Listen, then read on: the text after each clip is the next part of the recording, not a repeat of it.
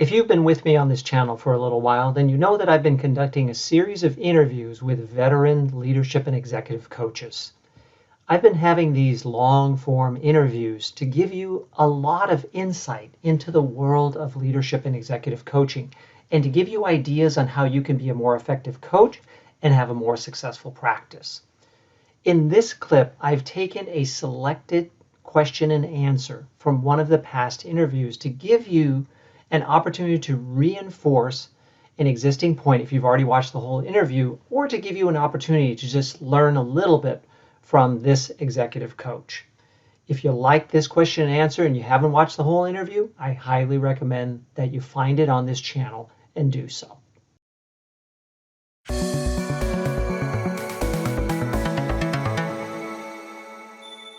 Now, you've established a niche coaching people in your former line of work. This means you know their jobs inside and out. How have you been able to stay in the role of a coach and not stray into the areas of mentoring or training your clients? I'm keenly interested in knowing about that. Yeah, that's a good question.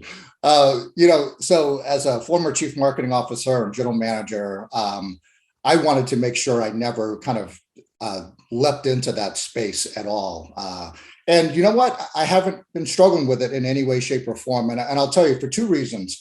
One, I never wanted to be that backseat driver who said things like, oh, well, when I was in your job, blah, blah, blah. Like, it's sort of like what our parents used to say to us about, well, when I was your age, blah, blah, blah. And it just kind of, you zone out when you hear your parents say those kinds of things. I never wanted to be that person.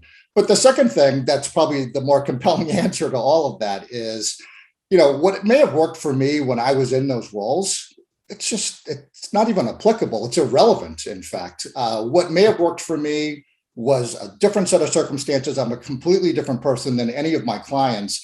So, I think it's important that they arrive to their own conclusions. I think it's important that they arrive to their own insights and their own solutions in all of this. So my job is to just help them unlock those things. But if I spent my time in a consultative manner telling people what to do, I just think it would be a disservice to my coaches, a disservice to what I'm trying to do. So I never even feel compelled to go down that path of do this, don't do that.